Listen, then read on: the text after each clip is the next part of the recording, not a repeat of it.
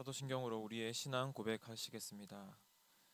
전능하사 천지를 만드신 하나님 아버지를 내가 믿사오며 그 외아들 우리 주 예수 그리스도를 내가 믿사오니 이는 성령으로 잉태하사 동정녀 마리아에게서 나시고 본디오 빌라도에게 고난을 받으사 십자가에 못 박혀 죽으시고 장사한 지 사흘 만에 죽은 자 가운데서 다시 살아나시며 하늘에 오르사 전능하신 하나님 우편에 앉아 계시다가 저리로서 산자와 죽은 자를 심판하러 오시리라. 성령을 믿사오며 거룩한 공예와 성도가 서로 교통하는 것과 죄를 사하여 주시는 것과 몸이 다시 사는 것과 영원히 사는 것을 믿사옵나이다. 아멘. 찬송가 286장 주 예수님 내 마음의 오사 함께 찬양 드리도록 하겠습니다.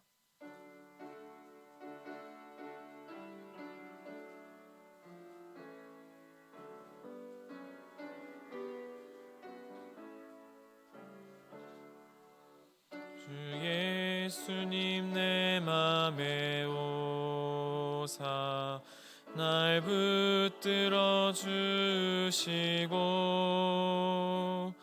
내 마음에 새 힘을 주사 늘 기쁘게 하소서. 사랑의 주 내 맘속에 찾아오사 내 모든 죄 사하시고 내 상한 맘 고치소서. 주 예수님 내 맘에 오사 내 소원 아시고 내 무거운 짐 맡아주사 참 평안을 주소서. 사랑의 주 내 맘속에 찾아오사 내 모든 죄 사하시고 내 상한 맘 고치소서. 주 예수님 내 맘에 오사 날 정결케 하시고 그 은혜를 내 맘에 채워 늘 충만케 하소서. 사랑의 주 내 맘속에 찾아오사 내 모든 죄 사하시고 내 상한 맘 고치소서. 주 예수님 내 맘에 오사 내 길 인도하시고 주 성령을 내 맘에 채워 늘 충만케 하소서. 사랑의 주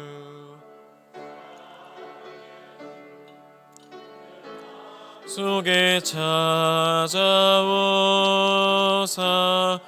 내 모든 죄 사하시고 내 상한 맘 고치소서. 아멘. 오늘 우리가 함께 나눌 말씀은 민수기 25장 1절부터 18절의 말씀입니다. 민수기 25장 1절부터 18절의 말씀입니다. 제가 가진 성경으로는 구약 239면쯤에 있습니다. 다 찾으신 줄 알고 우리 한 절씩 교독하도록 하겠습니다. 이스라엘이 시딤에 머물러 있더니 그 백성이 모압 여자들과 음행하기를 시작하니라.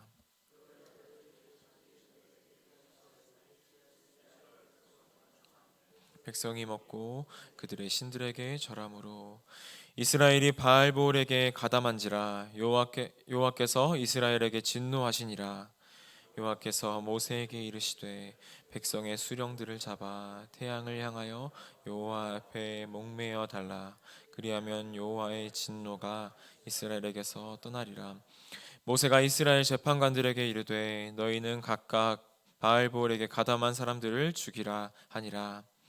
이스라엘 자손의 온 회중이 회막문에서 올 때에 이스라엘 자손 한 사람이 모세와 온 회중의 눈앞에 미디안의 한 여인을 데리고 그의 형제들에게 온지라.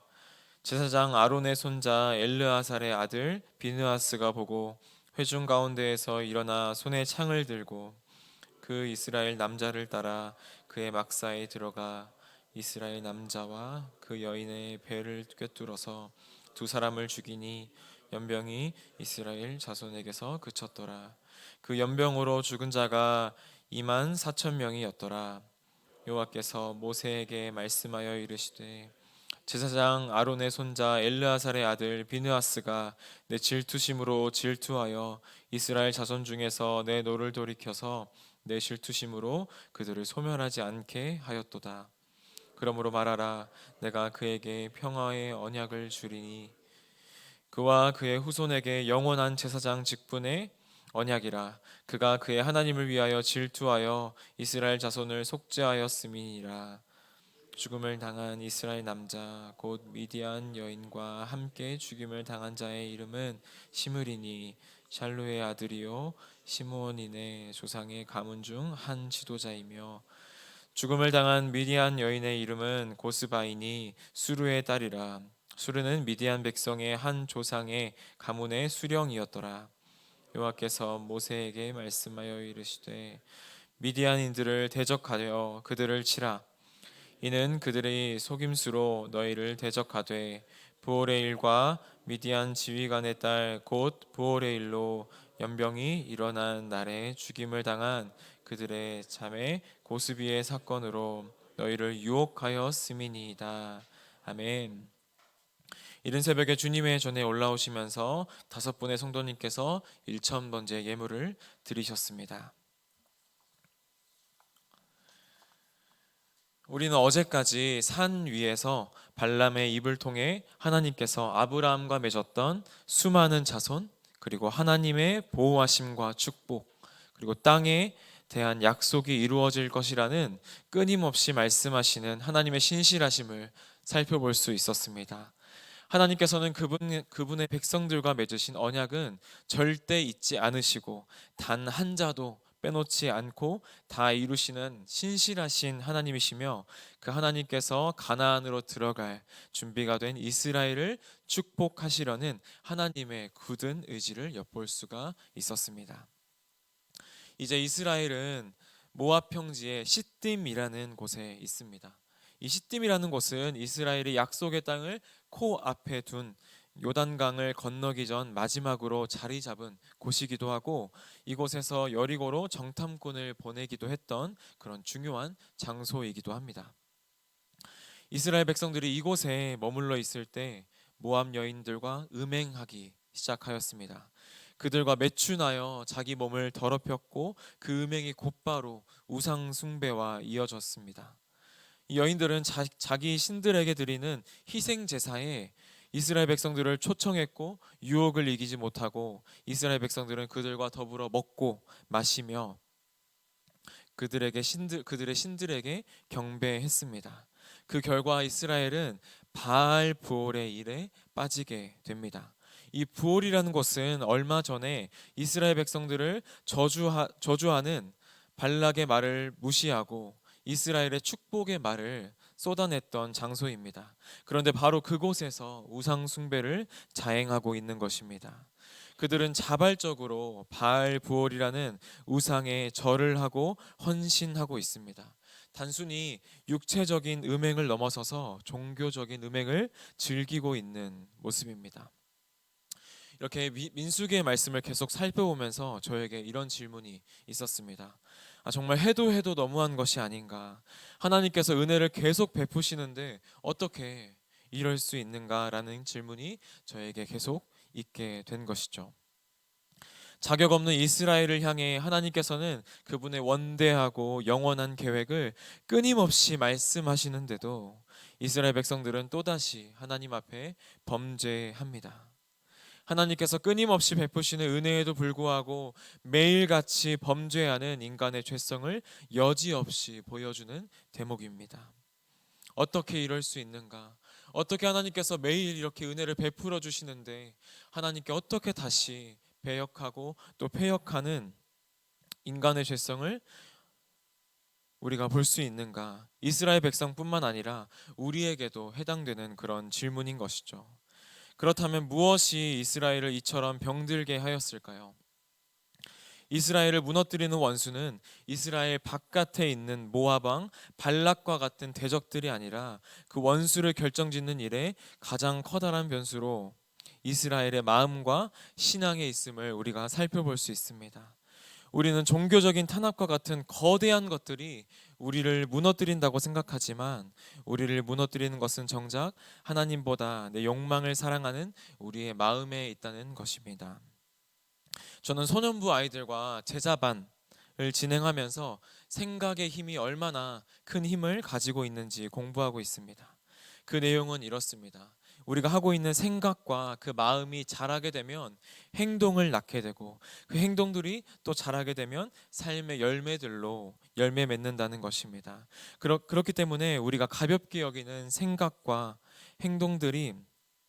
행동들부터 하나님께서 기뻐하시는 것들로 채워야 한다는 것입니다. 이처럼 탐욕의 마음이 우리 안에 뿌리를 내리게 되면 그것들이 자라 행동이 되고 그 행동들이 좋지 않은 삶의 열매들로 결국 맺히게 된다는 것입니다. 이 사실을 너무나 잘 아는 사단은 우리를 무너뜨릴 때 이 마음을 공격합니다. 사단이 가롯 유다를 유혹할 때에도 그 마음에 예수를 팔려는 생각, 재물에 대한 탐욕의 마음을 불어넣었고 그 마음이 결국 예수님을 파는 행동과 또 십자가에 달려 매달게 되는 열매를 맺게 된 것입니다.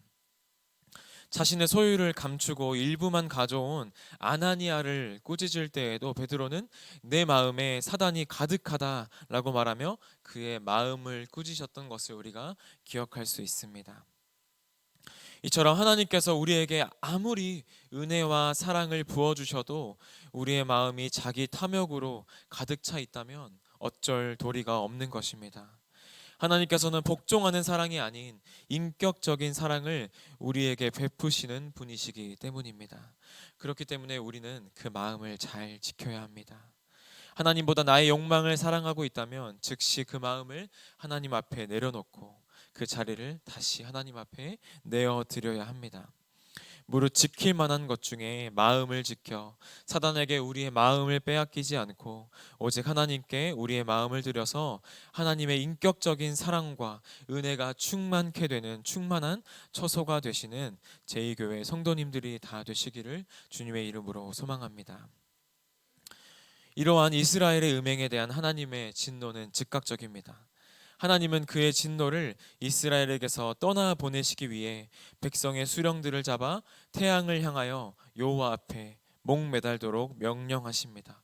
모든 사람들이 볼 수 있는 백주대낮에 범죄에 연루된 이스라엘 대표자들을 처형해야 하는 것입니다.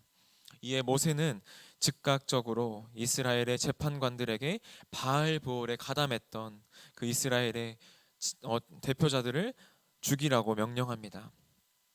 하나님을 버리고 우상을 숭배한 대가는 혹독합니다. 온 이스라엘 자손들이 회막문 앞에서 울고 있습니다. 이스라엘 진영에 하나님의 심판으로 연병이 돌기 시작한 것입니다. 순식간에 이 연병으로 인하여서 죽은 사람이 24,000명이나 되게 되었습니다. 그렇게 하나님의 사랑을 저버린 자들에게 하나님의 공의의 심판이 선포된 것입니다. 하지만 우리는 하나님의 심판을 오해하지 않아야 합니다. 하나님의 심판은 그의 백성을 파멸하려는 그런 목적이 아닌 제발 너희에게 영원한 승리와 참된 복을 줄 수 있는 나에게 제발 돌아와라 라고 말씀하시는 하나님의 사랑의 호소임을 우리가 기억해야 하는 것입니다. 그러나 그렇게 옆에서 나의 동료들, 나의 가족들이 죽어가는 절체절명의 순간에서도 이스라엘의 반역은 끊이지 않고 계속됩니다. 연병으로 온 이스라엘 진영이 난리가 나고 있는 상황 속에서도 한 이스라엘 남자가 뻔뻔스럽게 미디안 여자를 자기 장막으로 데려오게 되는 것이죠. 대놓고 이스라엘 진영에 음행의 죄를 가지고 들어오겠다는 그런 이야기입니다. 심지어 대놓고 이스라엘 진영의 음행의 죄를 가지고 들어온 그가 심지어 시므온 가문의 한 지도자였다는 것은 이스라엘이 얼마나 타락했다는 것을 여실히 보여줍니다. 이 모습을 본 아론의 손자이며 또 엘르아살의 아들 비느하스는 이 끓어오르는 거룩한 분노를 참지 못하고 그의 방으로 쫓아가 두 사람 곧 이스라엘 남자와 미디안 여자의 배를 창으로 뚫리기까지 찔러 죽이게 됩니다. 그러자 방금까지 그들을 괴롭히던 연병이 즉시 그치게 되었습니다. 너무 과격하지 않은가 싶을 정도로 보이는 이 비느하스의 행동을 하나님께서는 칭찬하십니다. 비느하스의 행동은 하나님의 질투심을 가지고 질투한 것이기 때문입니다. 쉽게 말하면 하나님을 향한 열심을 가지고 행동했다는 것입니다. 하나님 외에 다른 신을 섬기는 것을 용납할 수 없었기 때문에 하나님의 진노를 돌이킬 수 있었고 또 이스라엘을 진멸하지 않게 하였습니다. 이스라엘의 지도자였던 시므온 지파의 이 시므리라는 인물은 이스라엘의 타락을 여실히 보여줬지만 비느하스는 그를 심판하여서 이스라엘을 더 큰 곤경에서 구해내었습니다. 이처럼 공동체가 세워지고 또 무너뜨리는 일은 한 사람으로부터 시작될 수 있습니다. 나 한 사람의 신앙과 삶이 곧 공동체를 세울 수도 또는 무너뜨릴 수도 있다는 것입니다. 여러분들은 이 둘 중에서 어떤 쪽이 되고 싶으십니까?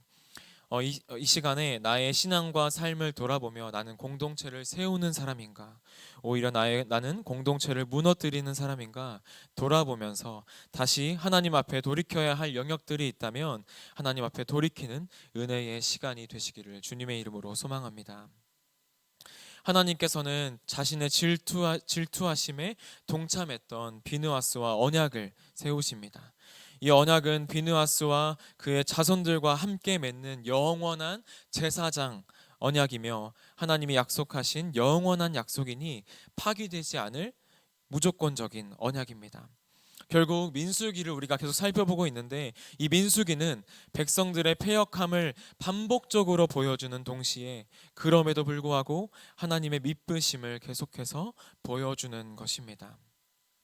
비느하스와 맺은 하나님의 언약은 제사장들을 통하여서 이스라엘 백성들과 계속 일하시겠다는 하나님의 결정을 보여주시는 것입니다. 이것은 이스라엘 곧 인간의 실패가 하나님의 뜻을 좌절시킬 수 없다는 것을 다시 한번 보여줍니다.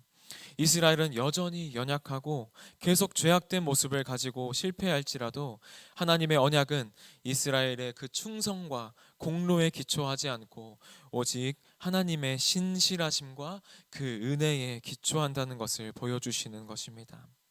이처럼 하나님의 자녀인 우리가 그분과 맺은 언약의 기초가 우리의 어떠함에 있지 않고 온전히 하나님의 신실하심과 은혜에 기초해 있다는 것을 우리가 오늘 기억하며 나아가야 할 것입니다. 우리가 이끌어가는 언약이 아닌 신실하신 하나님께서 이끌어가시는 언약인 것입니다. 애초에 우리에게는 하나님과 언약을 맺을 수 있는 근거가 없습니다. 하나님께서는 그런 우리와 언약을 맺으시는 것이죠. 우리는 그것을 은혜라고 말합니다. 말할 수 없는 은혜인 것이죠. 그 은혜가 언약을 이끌어 가시고 우리를 동참하게 하는 것입니다. 이 언약에 하나님은 참으로 신실하시며 우리가 이 언약을 지킬 수 있도록 하나님은 독생자 예수 그리스도까지 내어주시며 성령으로 이끌어 가시는 언약임을 우리가 기억해야 할 것입니다. 또한 우리는 오늘 민수기 말씀을 포함하여서 요한계시록에까지 이르기까지 이 모든 말씀을 통하여서 우리에게 주신 이 말씀을 통해서 다시 언약 가운데로 들어갈 수 있도록 지속적으로 말씀을 통하여서 우리를 이끌어 가십니다. 갈수록 폐역해지는 죄를 더해가는 실수투성이인 우리가 오늘을 살아가지만 우리가 그 속에서 무너지지 않는 이유는 오늘도 우리를 용서하시고 나의 어떠함이 아닌 그분의 신실함으로 인하여서 또 그분의 은혜로 인하여서 그 언약을 이끌어 가시고 동참케 하시는 하나님의 은혜를 붙들고 또 하루를 살아가시는 우리 사랑하는 모든 제2가족 되시기를 주님의 이름으로 소망합니다. 하나님은 신실하시고 그 은혜를 통하여서 우리를 그 언약 가운데 동참케 하시고 그의 나라를 세우는 일에 우리를 사용하시고 또 그 일에 우리를 동참하시며 오늘을 이끌어 가시는 분이심을 우리가 깨닫고 또 그것을 믿으며 살아가시는 오늘이 되시기를 주님의 이름으로 소망합니다. 우리 함께 기도하도록 하겠습니다. 사랑과 은혜가 풍성하신 하나님 아버지, 우리를 영원한 언약 가운데 거하게 하시고 그 언약에 동참하게 하심을 감사드립니다. 아버지, 우리를 무너뜨리는 것은 외적인 환경이 아니라 우리의 마음에 있음을 고백합니다. 우리 가운데 하나님보다 나의 욕망을 사랑하는 마음이 있다면 즉시 그 마음을 제하여 주시고 다시금 하나님께 그 자리를 내어드리며 하나님 앞에 다시 무릎을 꿇고 나아갈 수 있도록 인도하여 주시옵소서. 아버지, 또한 회역한 이 세대 가운데 하나님의 질투하심으로 질투하는 자가 되게 하여 주시고 나의 신앙과 삶이 공동체를 무너뜨리는 것이 아닌 도리어 세우고 단단하여지는 일에 우리를 사용하여 주시옵소서. 이스라엘 백성들의 패역함에도 언약을 신실하게 이끌어 가시는 주님께서 우리를 이끌어 가심을 믿습니다. 죄를 날마다 더해가는 실수투성이인 우리가 오늘을 살아가지만 그 속에서 우리가 무너지지 않는 이유는 오늘도 우리를 용서하시고 우리의 어떠함이 아닌 그분의 신실하심과 그분의 언약으로 인하여서 그분의 은혜로 인하여서 이끌어 가시고 동참케 하시는 하나님의 은혜를 우리가 붙들게 하여 주시옵소서. 아버지, 또 오늘 새벽에 나아오면서 하나님께 사랑과 은혜를 드리며 하나님께 봉헌을 드린 많은 손길들이 있습니다. 아버지, 손길들을 기억하여 주시고 아버지, 이